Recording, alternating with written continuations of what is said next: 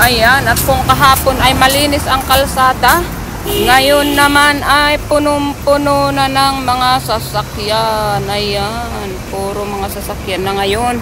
Kailangan na nating mag-stop, look and listen para hindi tayo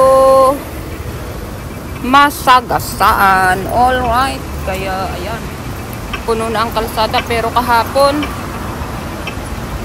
ano yan, malinis na malinis kahit mahiga ka sa kalsada. Ngayon, madami ng sasakyan. Ayan. At pupunta tayo ngayon ng Tiftam para bumili ng malalamon. Alright, babush. Ayan tayo guys. Ayan, dito sa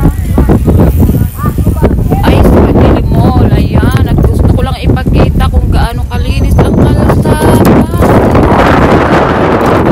Alright, dahil po ngayong araw na ito ay tinatawag nilang Yom Kippur, ang pinakasagradong araw ng mga Israelis.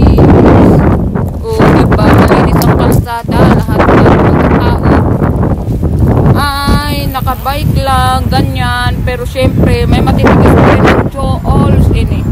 Ayan, merong kaisa-isa ang sasakyan na matigas ang ulo. Alright, ayan, kasi ganyan kadisiplina ang mga tao dito sa Israel.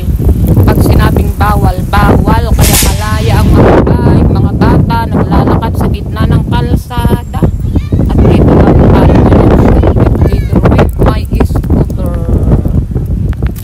O diba, dito tayo sa gilid ng kalsada. Ayan, ayan, iisa lang ang sasakyan doon na matigas ang ulo, kaya gura na ulit tayo, mag-ikot tayo dito.